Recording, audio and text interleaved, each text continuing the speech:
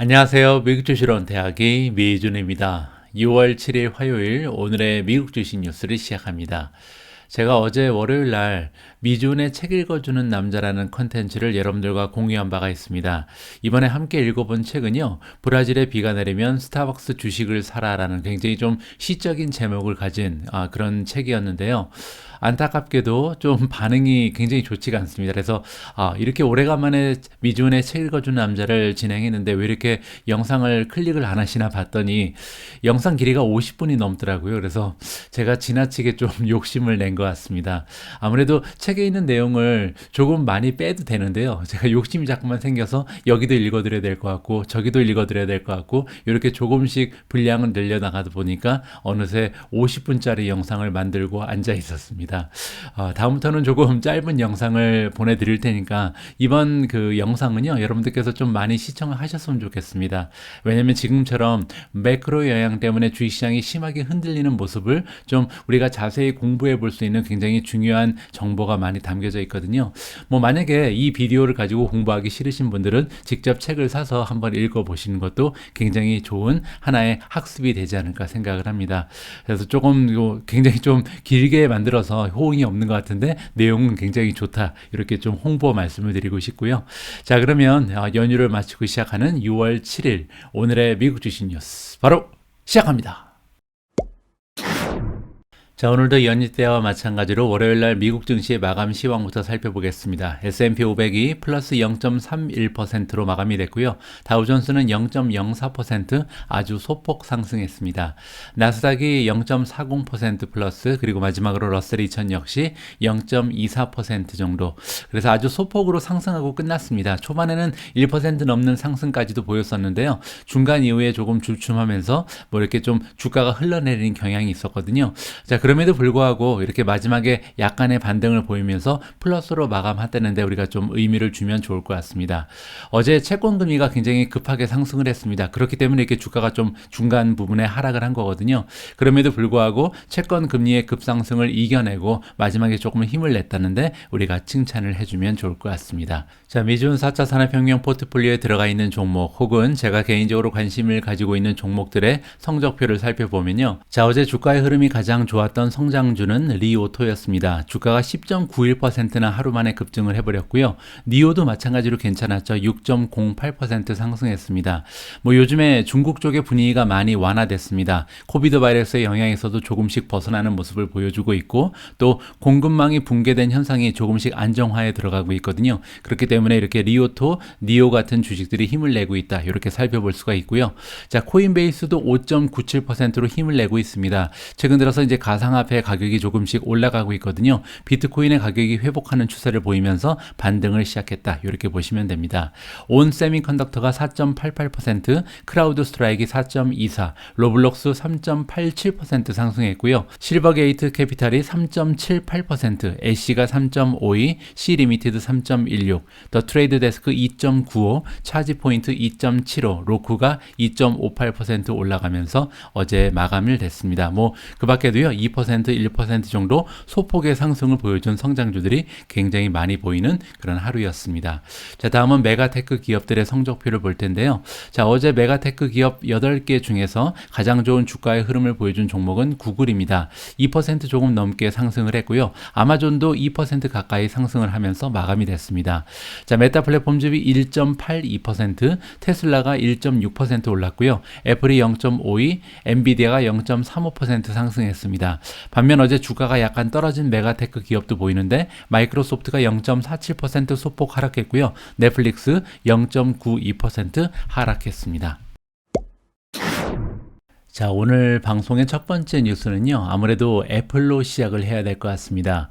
애플이 개최하고 있는 가장 1년 내 중요한 행사 중에 하나인 WWDC가 드디어 시작이 됐거든요. WWDC는 Worldwide Developers Conference의 약자입니다. 여기 나와 있는 것처럼 애플이 가지고 있는 가장 커다란 소프트웨어 아나운스먼트들이 소개가 되는 이러한 그 행사라고 보시면 되거든요.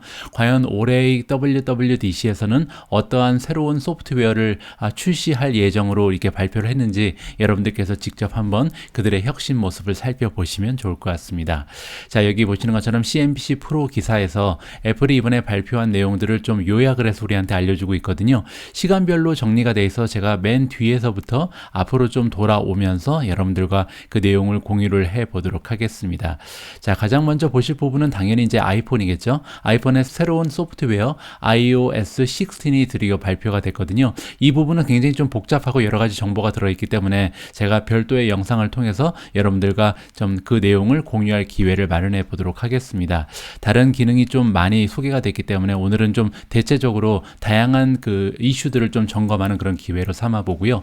자, 두 번째로 여러분들께 설명드릴 부분은 뭐냐면 Buy Now, Pay Later입니다. 할부 기능이잖아요. 지금까지 이제 애플에는 없었던 기능인데 드디어 애플 Pay Later라는 것을 이번에 이제 새롭게 도입을 하면서 이 Buy Now, Pay Later 시장에도 뛰어든다. 이렇게 볼 수가 있겠죠.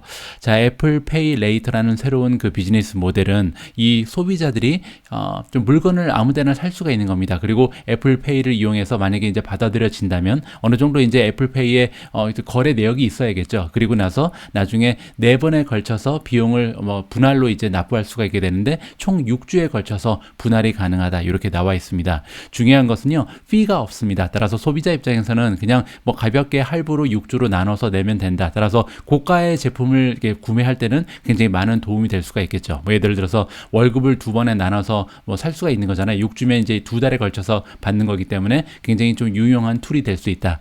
이 소식이 발표되자마자 어펌이라는 기업의 주가가요, 무려 6%나 떨어졌습니다. 자, 이것이 핀테크, 제가 며칠 전에 이제 방송을 통해서도 여러분들께 문제 제기를 해드렸는데, 핀테크 종목들이 가지고 있는 하나의 한계점이 되지 않나. 어떻게 보면 굉장히 경제적 혜자가 낮다, 없다, 이렇게 볼 수가 있잖아요. 따라서 이 어펌이라는 기업도 Buy Now, Pay Later라는 굉장히 좀 좋은 비즈니스 모델을 가지고 등장했지만 얼마 가지 못해서 애플페이도 따라하고 있고 여러 가지 이제 구글도 마찬가지고 다양한 테크 기업들에서 이들의 모습을 모방하거나 아니면 새롭게 비즈니스를 추가하면서 얼마든지 경쟁을 좀 강화시킬 수 있는 이런 계기가 마련이 되잖아요. 따라서 굉장히 어려운 부분이 이 결제 시스템, 특히 핀테크라고 생각을 하게 됐습니다. 자, 어쨌든 애플페이 레이터라는 이런 새로운 기능은요, 애플의 즉각적으로 수익과 매출을 늘려둘 수 있다는 점에서 굉장히 좀 이번에 커다란 발표 중에 하나가 아니었나 개인적으로 판단을 하고요. 자, 다음으로 넘어가서 이 부분도 굉장히 큽니다. 카플레이라는 게 있는데요. 그래서 자동차에 어떻게 보면 여기 지금 사진으로 표시된 부분이 애플의 카플레이거든요. 이 카플레이가 엄청나게 많은 새로운 그 기능을 추가하면서 새롭게 이번에 도입이 된다. 이렇게 볼 수가 있는데요. 자, 이번에 애플이 자동차를 발표한 것은 아니다. 애플카가 출시된다. 이런 뉴스가 들린 것은 아닙니다. 자, 그럼에도 불구하고 이것이 좀 커다란 뉴스로 받아들여지는 이유가 뭐냐면 이 카플레이는요, 애플이 자랑하는 인대시 소프트웨어다. 근데 이제 아이폰하고 연동이 되어 있다는 거죠. 자, 그래서 딥 인티그레이션이 가능하다. 차에 있는 모든 하드웨어와 이제 연동이 가능한 겁니다. 그 얘기는 뭐냐면 우리가 여러 가지 기능을 이 대시보드를 활용을 해서 이 커뮤니케이션도 할 수 있고 지켜볼 수 있다. 이렇게 볼 수가 있거든요. 자, 가령 아이폰을 활용을 해서 커뮤니케이션을 한다. 그래서 차랑 연동이 되면 어떤 데이터들을 이 스크린에서 볼 수가 있냐면 예를 들어서 스피드, 그러니까 지금 얼마나 빨리 달리고 있는지, 가솔린은 얼마나 많이 남아 있는지, 그리고 이제 맵도 띄울 수가 있죠. 그래서 애플 맵 같은 게 이제 앞에 등장을 하겠죠. RPM은 얼마인지, 여러 가지 이제 기능이 여기 앞에서 정보를 보면서 운전할 때 도움이 된다. 이렇게 볼 수가 있고, 이미 포드라든지 닛산 다른 자동차 기업과 연계를 해서요, 다음에 이제 출시되는, 내년부터 이제 출시되는 차에는 이 카플레이를 설치한 차가 많이 등장할 가능성이 높다. 이렇게 우리가 생각을 할 수가 있거든요. 이 부분은 나중에 이제 모바일폰에서 엄청난 혁신을 만들면서 세계 최고의 기업이 되는 애플이 이제 자동차 쪽에 뛰어드는 하나의 이제 시작점이 된다. 이렇게 우리가 기대를 해볼 수가 있겠죠. 따라서 엄청나게 커다란 뉴스 중에 하나가 바로 이 카플레이였다. 이렇게 생각을 하면 좋을 것 같습니다. 카플레이에 대해서는요, 이렇게 잠깐 언급하는 것보다는 나중에 우리가 조금 더 깊숙이 들여볼 그런 기회를 마련해야 될 것 같습니다. 자, 위로 좀 올라가서요, 다음으로 보내드릴 내용은 애플워치입니다. 자, 이번에 새로운 애플워치 소프트웨어가 소개가 됐거든요. 자, 이번에 이제 가장 좀 중요한 기능 중에 하나는 여기 나와 있는 것처럼 워치 OS 9이 이제 도입이 되는데, 여기에 이제 새로운 기능, 새롭게 업데이트된 기능이 뭐냐면 상당히 오랫동안 사용자들이 기다려왔던 슬립 트래킹이라 이렇게 써 있습니다. 슬립 트래킹은 뭐냐면요, 우리가 이제 잠자는 시간 동안 뭐 예를 들어서 8시간을 자면 8시간에서 선잠은 몇 시간을 잤고 몇 시부터 몇 시까지는 정말로 꿀잠을 자고 있었고 그리고 몇 시부터 몇 시까지는 거의 뭐 눈만 감고 있었다. 이렇게 시계가 와치가 이제 분석을 해주는 거예요. 그래서 우리가 매일매일 어느 정도 숙면을 취하고 있는지 건강한 그 숙면을 우리가 지금 진행하고 있는지 이거를 모니터할 수 있는 그런 기능이라고 보시면 됩니다. 많은 사용자들이 원했던 기능이 이번에 추가가 됐다 이렇게 보시면 되고요. 자, 그리고 중요한 게 하나 더 있죠. 애플이 드디어 M2 칩을 이번에 출시한다라는 뉴스가 발표가 됐습니다. M1만 가지고도 반도체의 그 생태계를 완전히 뒤흔들었는데 M2는 또 얼마나 좋을지 굉장히 좀 기대가 되는 부분이잖아요. 자, 애플이 아나운스먼트를 했다 그래서 새로운 칩인 M2를 이번에 도입을 하는데 자, 이 칩 같은 경우는 트랜지스터가 기존의 M1보다 25%나 증가가 됐다고 합니다. 그만큼 이제 속도도 빠르고 그 다음에 많은 저장 능력이 생기겠죠. 여기 나와 있는 것처럼 밴디스 역시도 M1에 비해서 50%나 확대됐다고 합니다. 그만큼 많은 데이터가 왔다 갔다 할 수 있는 게 굉장히 자유롭다. 이렇게 우리가 생각해 볼 수가 있겠죠. 자, 애플이 또한 얘기하기를 이번에 그들이 포커스를 맞춘 M2의 가장 커다란 기능은 뭐냐면요. 일단 파워 에피션트 퍼포먼스입니다. 따라서 배터리의 용량이 굉장히 좀 배터리의 그 라이프가 굉장히 오래 가겠죠. 따라서 한 번 충전하면 굉장히 오랫동안 이 배터리가 끊기지 않는다. 이렇게 볼 수가 있고 두 번째로 스피드. 정말 빠른 그런 랩탑 컴퓨터를 만들기 위해서 많은 노력을 했다. 자, M2의 기능이 얼마나 좀 빨라졌는지 우리가 기대를 해볼 만한 것 같습니다. 자, 그리고 올라가서 보시면요. 자, 애플이 또한 새로운 맥북 에어를 출시한다. 이렇게 지금 발표가 났거든요. 물론 이제 M2를 탑재를 했겠죠. 따라서 M1을 가지고 있었던 맥북보다는 훨씬 더 빠른 노트북이 이번에 출시가 된다. 이렇게 볼 수가 있는데요. 자, 자세한 내용을 좀 보시면 물론 이제 M2를 사용한다고 나와 있죠. 반도체는 M2를 사용하고요. 자, 비용이 나와 있는데 $1,199니까 만만치 않은 가격이긴 합니다. 굉장히 좀 고가의 노트북이라고 보시면 될 것 같고요. 자, 애플이 얘기하기를 볼륨은 25%가 줄었다. 따라서 굉장히 얇겠죠. 25%나 볼륨은 얇아졌고 그리고 이제 무게도 2.7파운드밖에 나가지 않는다라고 자랑을 하고 있고요. 디스플레이는 13.6인치입니다. 자, 그리고 새로운 맥북 에어 같은 경우는 자, 배터리가 중요하다고 말씀을 드렸죠. 아무래도 M2 반도체를 만들 때 가장 좀 집중한 부분이 배터리의 에피션시였잖아요. 따라서 이번에 이 영화를 보면서 비디오를 계속해서 봐도요. 18시간을 연속 재생할 수 있다고 합니다. 정말 엄청난 그런 재생 시간이라고 우리가 칭찬을 해줄 수가 있는 거겠죠. 자, 애플이 안타깝게도 정확하게 언제쯤 이게 출시가 될지는 얘기하지 않았다. 하지만 다음 달에부터 나온다고 얘기를 했거든요. 따라서 7월 달부터는 이 M2 칩이 탑재된 맥북 에어가 판매가 개시된다. 이렇게 우리가 기대를 해볼 수가 있는 거고요.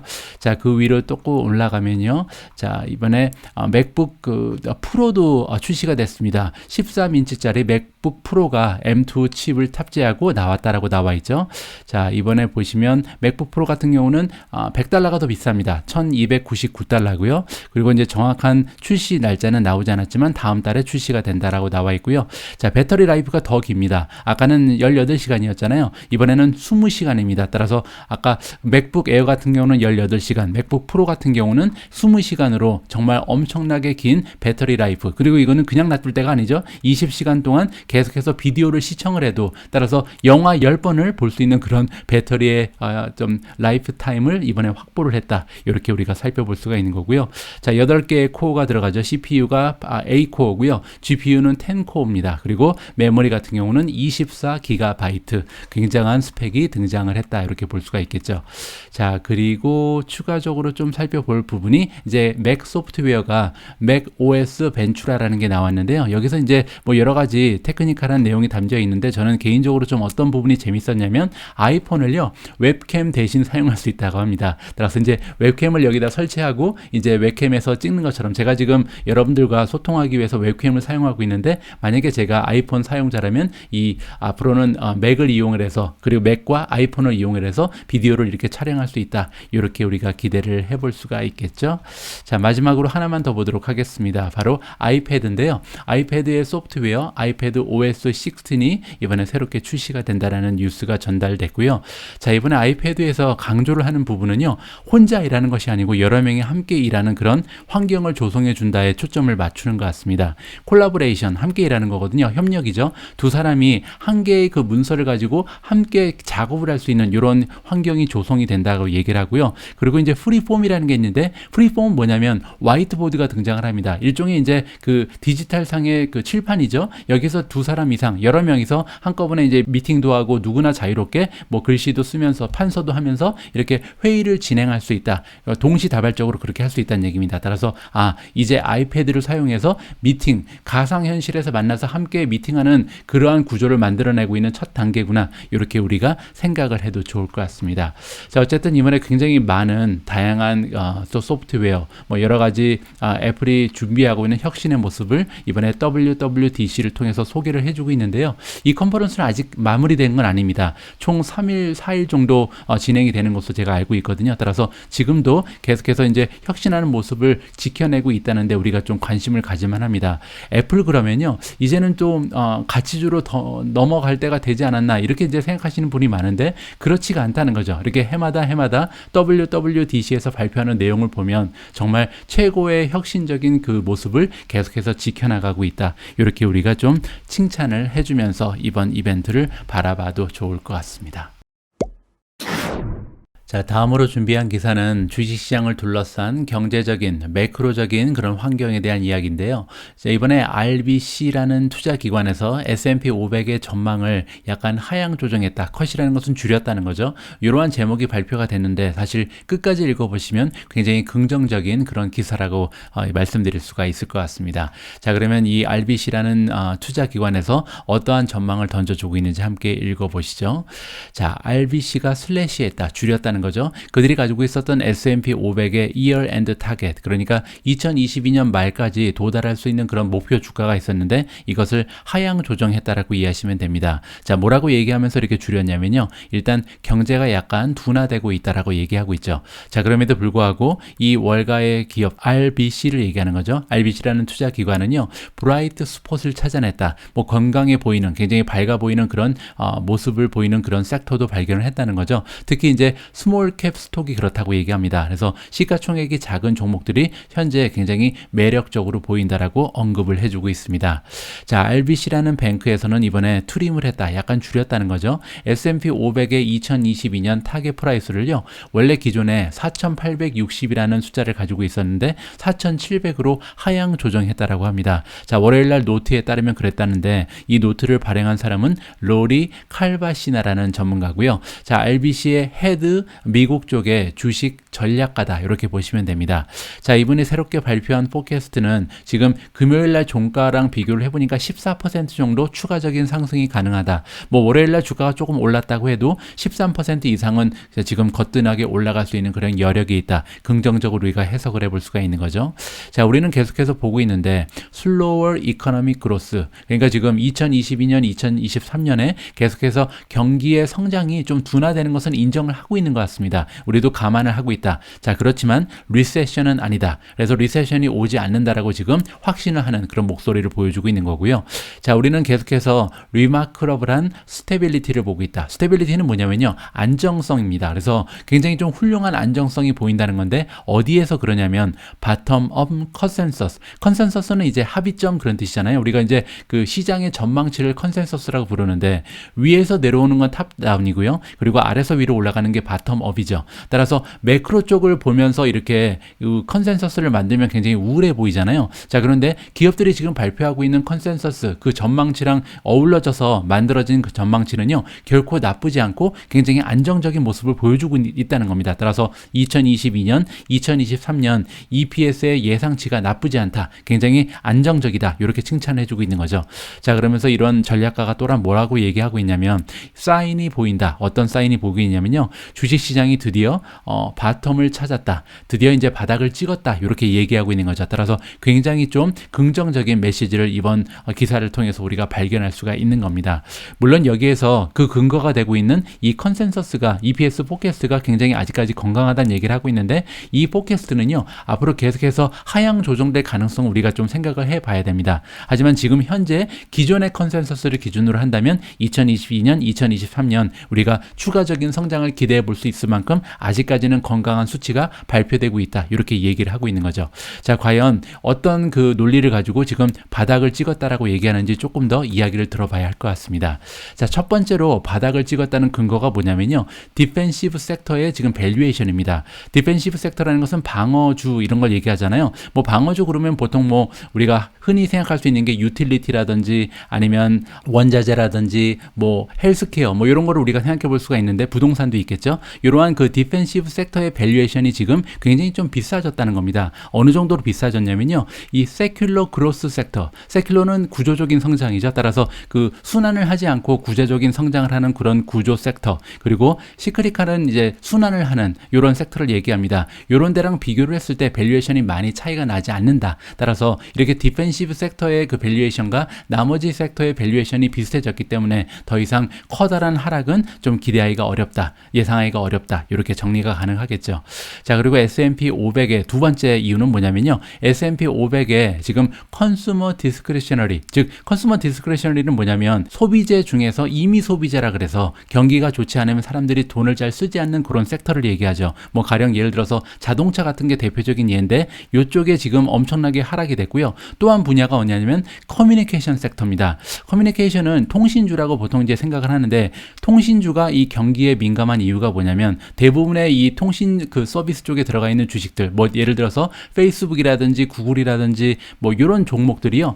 그 광고를 주 모델로 하거든요. 따라서 광고라는 것은 경기랑 굉장히 좀 밀접한 관계를 가지고 있기 때문에 이 이미 소비재랑 이 커뮤니케이션 서비스가 사실 리세션이 오게 되면 가장 타격이 심한 두 가지의 섹터라고 우리가 생각을 해볼 수가 있습니다. 자, 그런데 이 두 가지 섹터가요. 어느 정도로 많이 떨어졌냐면 지금 5월 19일 날 최하점을 찍고 있는데 이 최하점이 평균 그 하락세랑 비슷한 수준을 보이고 있다. 어떤 평균 하락세냐면요. 이 섹터들이 지난 4번의 리세션이 왔을 때 과거 히스토리를 얘기하는 겁니다. 과거 미국 증시의 역사를 봤을 때 4번 정도 최근에 있었던 리세션에서 이 섹터가 얼마나 떨어진지를 봤을 때 지금 현재 그 정도 평균치까지 떨어졌다는 거죠. 따라서 지금 충분히 떨어졌기 때문에 리세션에 대한 그 우려가 있음에도 불구하고 이제부터는 슬슬 반등할 때가 되었다라고 긍정적인 메시지를 안겨주고 있습니다.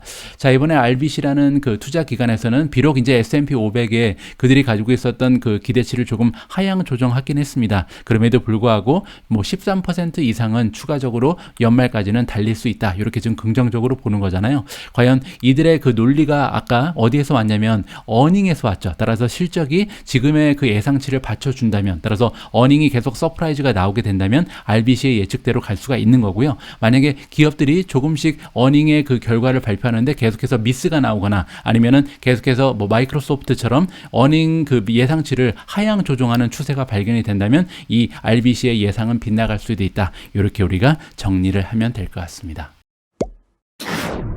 자, 이번에도 미국의 경제, 매크로 관련된 긍정적인 소식 하나를 더 준비했는데요. 이번 기사의 제목을 보시면 소비자의 스펜딩, 지출이 지금 9% 정도 5월 달에 올라갔다라는 굉장히 호재가 발생을 했습니다. 긍정적인 소식이죠. 자, 그런데 이 긍정적인 소식을 발표한 기관이 뱅크 오브 아메리카에서 조금 더 신용이 가는 것 같습니다.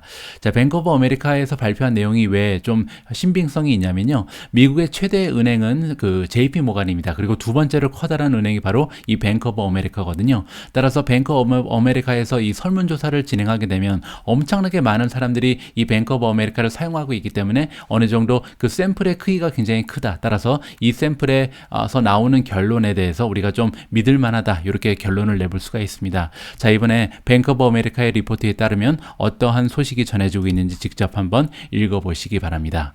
자, 컨슈머들, 즉 소비자들이요. 굉장히 좀 willing to spend니까 지출을 하고 싶어 한다. 뭐 계속해서 지출을 하고 있다. 이렇게 볼 수가 있겠죠. 5월 달까지는 계속해서 지출이 감소하지 않고 있다라고 얘기합니다. 뭐 지금 여러분들 잘 알고 계신 것처럼 소비자들의 심리가 많이 위축되는 그런 시절이잖아요. 왜냐하면 인플레이션이 너무나 가속화되고 있고 뭐 오일 가격 같은 게 너무 심하게 좀 흔들리고 있기 때문에 소비자들의 심리가 굉장히 흔들렸습니다. 그리고 이제 연준에서는 금리를 상승하고 있기 때문에 가계 부채에 대한 부담도 늘어나고 있잖아요. 그래서 좀 걱정이 됐는데, 그런데 다행인 것은 아직까지 소비자들이 지출을 줄이지 않고 있다. 이렇게 해석이 가능하겠죠. 자, 이러한 내용은 뱅크 오브 아메리카가 최근에 진행한 컨슈머 체크포인트 리포트에 발표가 됐다라고 나와 있고요. 자, 특별하게 좀 우리가 주목해야 될 부분이 뭐냐면 5월 달에 일단 소비자들의 지출이 9%나 껑충 뛰어 올랐다. 1년 전과 비교해서 그렇다는 거죠. 이 부분이 굉장히 좀 고무적이다. 우리가 그렇게 생각해 볼 수가 있고요. 자, 그리고 뱅크 오브 아메리카가 이번에 집계한 크레딧 카드, 데뷔 카드의 스펜딩 데이터도 보면요. 이 데이터가 어느 정도로 규모가 크냐면 여기서 보시는 것처럼 6,700만 명의 소비자들 그리고 이제 작은 비즈니스의 고객들이 가지고 있는 데이터가 뭉쳐져 있다. 이렇게 볼 수가 있거든요. 아까 제가 말씀드린 것처럼 뱅크 오브 아메리카를 사용하고 있는 인구가 굉장히 많기 때문에 어느 정도 이 표본의 크기가 확보가 된다. 이 부분이 굉장히 좀 우리가 뱅크 오브 아메리카의 집계 그 통계를 좀 믿을 만한 그런 이유가 되고 있습니다. 자, 크레딧 카드 같은 경우는 지금 스펜딩 지출이 작년 대비해서 무려 16%나 올라갔고요. 데뷔 카드 같은 경우는 4% 껑충 뛰어 올랐습니다. 따라서 지금 아직까지도 굉장히 좀 그 지출을 많이 하고 있구나라는 것을 우리가 직접 수치로 확인을 해볼 수가 있는 거겠죠. 자, 우리가 이번에 발표한 그 카드의 데이터가 어떠한 내용을 보여주고 있냐면 계속해서 성장하고 있다. 그래서 컨슈머들 즉 그 소비자들이 지출을 하고 있는 그 비용이 계속해서 증가하고 있다는 것을 여기서 볼 수가 있고, 하지만 인플레이션은 계속해서 가계의 퍼체싱 파워, 구매력이라고 부르죠. 이 구매력을 위협하는 것은 사실이다라고 데이빗 틴슬리가 얘기합니다. 데이빗 틴슬리는 시니어 이코노미스트라고 합니다. 뱅크 오브 아메리카의 시니어 이코노미스트가 이렇게 얘기하고 있고요. 자, 그럼에도 불구하고 스펜딩 온 서비스, 따라서 그 제품을 사용하는데 사용하는 지출 비용 말고요. 서비스에 지출하는 비용이 굉장히 좀 강력하다. 뭐 예를 들어서 그 트래블, 뭐 여행을 하는데 사용하는 비용이라든지 엔터테인먼트, 뭐 제가 며칠 전에 그 뮤지컬을 보고 왔다고 했잖아요. 이 뮤지컬의 극장 같은 데가 꽉꽉 차고 있죠. 뭐 이런 쪽에 사람들이 아직 지출을 줄이지 않고 계속해서 늘려나간다. 이렇게 우리가 생각을 해볼 수가 있겠죠. 이 부분 말고도 긍정적인 부분이 뭐냐면 아직까지도 이 세이빙, 저축률이요 굉장히 높은 편이라고 합니다. 그래서 팬데믹 전과 비교를 해보면 아직까지 가계가 가지고 있는 저축이 굉장히 좀 높은 편이다. 따라서 아직까지는 현금 흐름이 어느 정도 여유가 있다라고 생각해 볼 수가 있겠죠. 따라서 전반적으로 봤을 때 우리는 아직까지도 약간 조심스럽긴 하지만 긍정적으로 미국의 지금 소비자 시장을 바라보고 있다. 그래서 너무 걱정하지 마라. 리세션이 안 올 수 있다라고 지금 뱅크 오브 아메리카는 넌지시 이야기를 하고 있습니다. 자, 이 방송을 보고 계신 많은 분들은 이미 잘 알고 계시겠지만 아마존의 주가가 3,000달러를 넘어갔었는데 이제 124달러로 뚝 떨어졌습니다. 그 이유는 여러분들 잘 알고 계신 것처럼 20대 1 주식 분할을 했거든요. 자, 아마존의 주식이 드디어 20대 1 주식 분할을 마치고 첫 번째로 이 120달러의 거래가 되고 있습니다. 자, 그래서 이번 기사를 보시면요. 뱅크 오브 아메리카가 아마존의 주가가 이 주식 분할의 영향으로 인해서 추가적으로 상승할 가능성이 높다. 이러한 주장을 하고 있거든요. 자, 어떠한 근거가 있는지 한번 살펴보도록 하겠습니다. 자, 스톡 스플릿. 우리가 이제 보통 한국에서는 액면 분할이라고 부르고 미국에서는 이제 미국 주식에 맞춰서 주식 분할이라고 부르거든요. 주식 분할은 이 주식 가격을 올려줄 수 있는 하나의 계기가 될 수 있다. 이렇게 지금 주장을 하고 있는데 물론 지로 에펙트다. 따라서 기업이 가지고 있는 비즈니스의 펀더멘탈에는 아무런 영향이 없다라고 이야기는 하고 있습니다. 자, 그럼에도 불구하고 왜 주가가 올라갈 수 있는지 뱅크 오브 아메리카의 목소리를 한번 들어봐야 될 것 같습니다. 가장 최근에 그 예가 되는 것이 바로 아마존이다라고 얘기하죠. 왜냐하면 아마존은 처음으로 이제 스톡 스플릿을 발표를 했는데 닷컴 버블 시대 이후에 첫 번째로 스톡 스플릿이니까 굉장히 오래간만에 이번에 주식 분할을 했다. 이렇게 생각해 볼 수가 있죠. 자, 그리고 이번 월요일 날 2% 정도 주가가 지금 상승을 한 상태잖아요. 그런데 월요일부터 처음으로 20대 1 주식 분할한 가격으로 거래가 시작되었다. 그렇기 때문에 이제 주가가 올랐다라고 우리가 생각해 볼 수가 있다는 거죠. 자, 주식 분할은요. 이론적으로 봤을 때는 이 그 리테일 쉐어 오너십을 늘려줄 수 있다라고 얘기합니다. 리테일 쉐어는 뭐냐면요. 이 우리 같은 개인 투자자들이 투자하는 그 지분을 얘기하는 거예요. 그래서 우리 개인 투자자 같은 경우는 굉장히 좀 다양한 투자의 그 버짓을 가지고 있잖아요. 여기 나와 있는 것처럼 액세서블이 될 수 있다. 이게 뭐냐면 좀 더 많은 투자자들이 다가설 수 있다는 겁니다. 그래서 어떤 사람은 뭐 한 달에 100만 원을 투자할 수 있는 사람이 있고 어떤 사람은 500만 원을 투자할 수 있고 어떤 사람은 1000만 원을 투자할 수 있잖아요. 하지만 이런 사람들의 그 버짓과 상관없이 이제 주가가 뭐 120, 130까지 떨어지게 된다면 몇십만 원에 불과하기 때문에 뭐 아마존을 좋아하는 사람이라면 누구나 다 한 주 두 주씩은 살 수 있는 그런 여건이 확보가 되었다. 이렇게 우리가 생각을 할 수가 있겠죠. 물론 최근에는요, 이용하는 그 주식 거래소에 따라서는 소수점 투자도 가능합니다. 하지만 아직까지는 소수점 투자를 제공하지 않는 그런 거래소도 많이 있고, 두 번째로요, 사람의 심리라는 게 나는 0.34주를 갖고 있어 이러고 생각을 하기는 싫거든요. 보통 나는 한 주를 갖고 있어, 10주를 갖고 있어, 100주를 갖고 있어, 이런 얘기를 하고 싶은 것이 사람은 다 같은 심리적인 작용을 하고 있기 때문에, 물론 그렇지 않는 사람도 있다라고 생각을 합니다. 자, 그렇지만 이렇게 주식 분할을 함으로써 많은 사람들이 다가설 수 있는 그런 계기가 됐다는 것은 맞는 것 같습니다. 자, 물론 여기서 다시 한번 확인을 해주는 것처럼 이 기업이 가지고 있는 펀더멘탈 그리고 내재 가치에는 아무런 변화가 없다는 것을 다시 한번 재확인을 해주고 있고요. 자, 그리고 역사적으로 한번 살펴보면요, 이러한 주장이 뒷받침이 된다는 거죠. 자, 여기서 지금 설명하는 부분이 뭐냐면 스톡 스플릿, 즉 주식 분할이 일어났을 때 어떠한 경향을 가지고 있냐면 이 주식 가격이 굉장히 좀 탄력을 받는다. 1980년부터 지금까지 약 42년 동안 S&P 500 기업들 중에 이 그 주식 분할을 한 그 기업들이 있을 거 아니에요. 그러면 이 주식 분할을 한 기업들이 S&P 500 인덱스랑 비교를 했을 때 주가가 어느 정도 차이가 났었는지를 한번 우리가 분석을 해볼 수가 있습니다. 그래서 주식 분할을 한 다음에 3개월 그리고 6개월, 12개월 후에 어느 정도 주가가 상승을 했는지 여기서 보면요, 이니셜 아나운스먼트니까 분할을 한 그 시점부터가 아니라 이제 발표를 한 다음에 어느 정도의 그 주가 상승이 있었는지를 뱅크 오브 아메리카에서 분석을 해봤다고 합니다. 자, 이번 그래프를 보시면 여러분들께서 쉽게 보실 수가 있는데 S&P 500이 여기 이제 짙은 남색이고요. 옆에 하늘색으로 되어 있는 것이 주식 분할을 한 기업입니다. 자, 그리고 나서 3개월 후에 주가를 보니까 주식 분할 발표를 한 기업은 7.8%나 올랐는데 S&P 500은 2.1% 정도 평균적으로 올랐다는 거죠. 1980년부터 지금까지 그랬다는 겁니다. 자, 그리고 6개월 후를 보니까 시장 지수 S&P 500은 평균적으로 4.4% 올라가는 동안 주식 분할을 발표한 기업은 13.9%나 주가가 상승을 했다. 마지막으로 1년 후에 보니까요, S&P 500은 평균 9.1% 정도 주가가 상승한 반면 주식 분할을 발표한 주식은 25.4%나 주가가 급등을 해 있었다. 이렇게 역사적인 통계가 얘기를 해주고 있습니다. 따라서 이 통계에 따르면 이번에 아마존도 20% 넘게 1년 안에 올라갈 가능성이 있다. 이렇게 우리가 좀 기대를 해볼 수가 있는 거겠죠. 과연 역사적인 통계처럼 아마존도 좋은 주가의 흐름을 지금부터 보여줄 수 있을지 우리 주주들이 좀 희망을 가지고 지켜보면 좋을 것 같습니다. 자, 다음으로 준비된 기사에는 AMD가 등장을 합니다. Advanced Micro Devices의 약자죠. 자, AMD가요, 니오라는 중국의 전기차 기업과 손을 잡았다. 파트너십을 결성했다는 굉장히 반가운 소식이 전해지고 있습니다. 자세한 내용을 한번 읽어보시죠. 자, Advanced Micro Devices, AMD가 콜라보를 진행한다. 자, 차이나 그 EV 기업인 니오랑 손을 잡았다라고 나와 있죠. 그러면서 이제 칩, 반도체를 이제 제공하게 된다.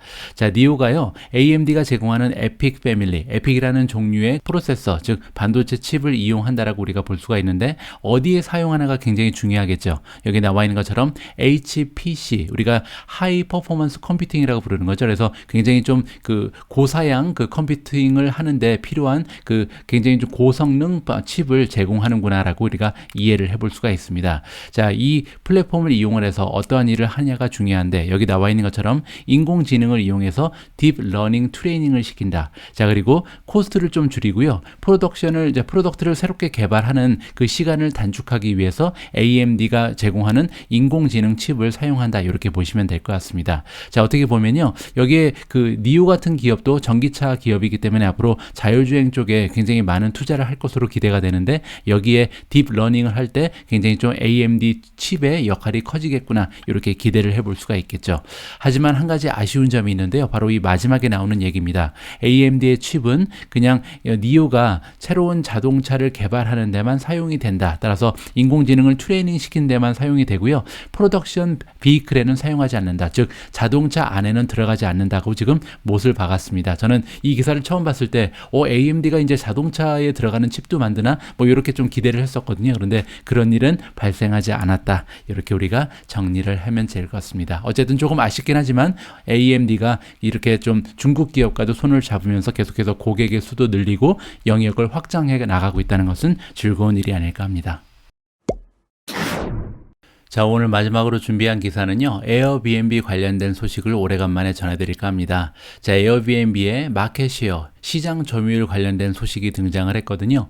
자, 홈쉐어 인더스트리, 우리가 보통 주택 공유라고 부르는 거죠. 이 주택 공유 산업에 사람들이 이제 지불을 얼마나만큼 하는지 그 소비 행태를 살펴보니까 굉장히 많이 늘어났습니다. 57.1%나 지난주에 상승을 했다라고 나와 있는데요. 이 57.1%는 작년하고 비교하는 것이 아닙니다. 왜냐하면 작년하고 비교했을 때는 당연히 이제 성장률이 굉장히 높겠죠. 따라서 지금 에어비앤비 같은 경우는요, 3년 전하고 비교를 하고 있습니다. 그 얘기는 팬데믹이 발생하기 전에 우리가 이제 평범한 삶을 살고 있었던 2019년과 비교했을 때도 57%나 비즈니스가 성장을 하고 있다. 따라서 굉장히 좀 시장이 규모가 커지고 있구나. 이렇게 우리가 생각을 해볼 수가 있겠죠. 자, 이러한 데이터는 M사이언스에서 제공을 하고 있다. 따라서 일단 에어비앤비가 그 소속돼 있는 홈쉐어 산업에 지금 파이가 점점 더 커지고 있다는 것을 우리가 여기서 확인을 해볼 수가 있는 거겠죠.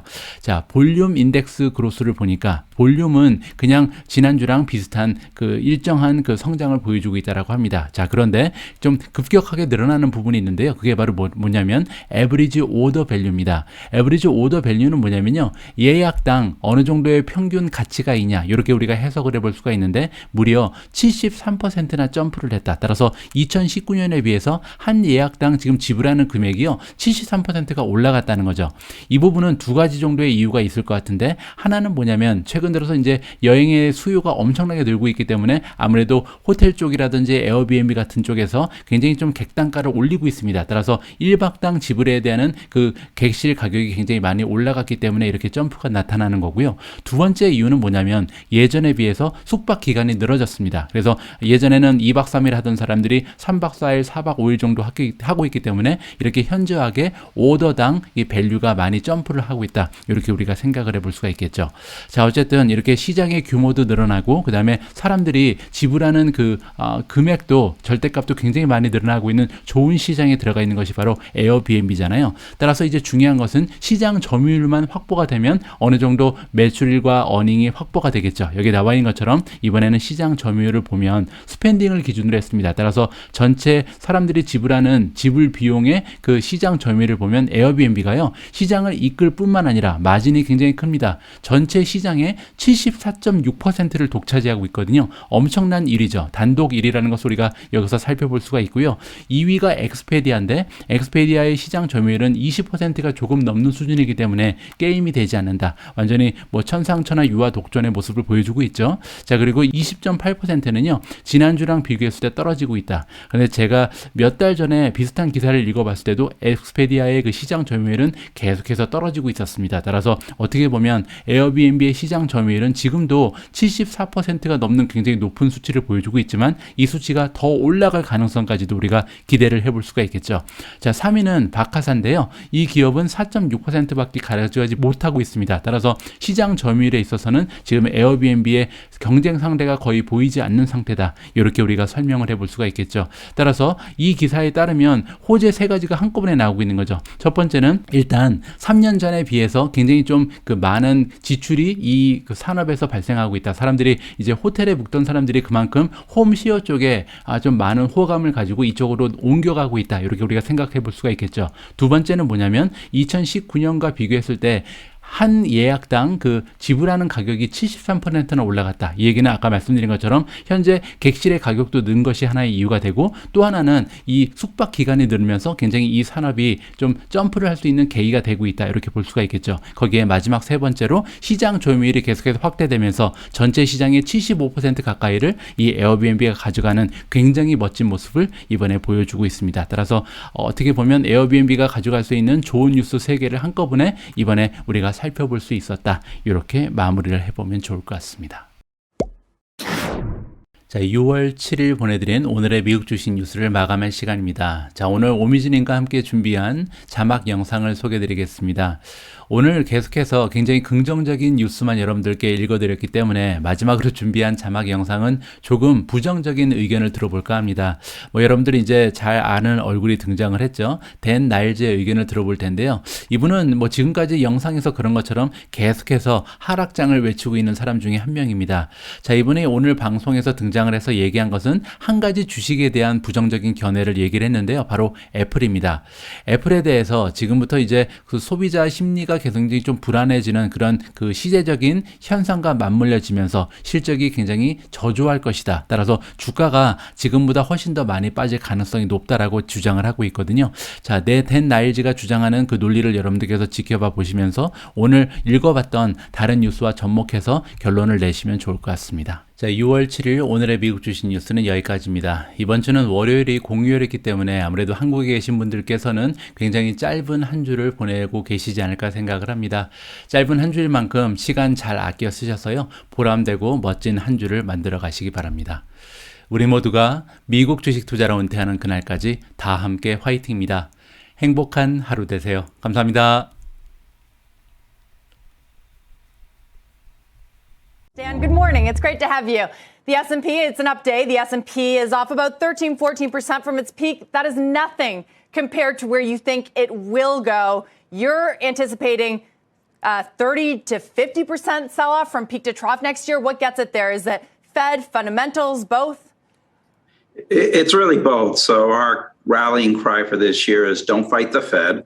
So the Fed is your enemy for the first time in 13 years, having to deal with inflation. And the second part of it is don't fight the fundamentals, where we think we're looking at our U.S. recession next year. Obviously, we had a negative GDP print in Q1 already, which was a big surprise. But I think we do get a recession next year, and the combination of those two things will drive multiples lower, excuse me, as we look at next year. So, Dan, how do the tech megacaps fit into your outlook? Apple, of course, kicking off WWDC, its developer conference today. It is higher in the current session. Where does it go from here, and how do they hold up relatively better? No, I think it actually is much worse because right now you're having to worry about something you haven't really had to worry about for the last 13 years, and that's valuations. And so if you look at the S&P, it's trading at about 18 times. If you look at Apple, I believe it's trading at about 24 times. And Apple's a pandemic beneficiary, whether you're talking about their services business, where they got paid a lot of money by people staying home playing video games, that services revenue came to them, or from the sale of their products like the Mac, like the iPhone, where remember, in calendar 19, 3 out of the 4 quarters in calendar 19 before the pandemic for both Mac sales and iPhone sales were negative year over year.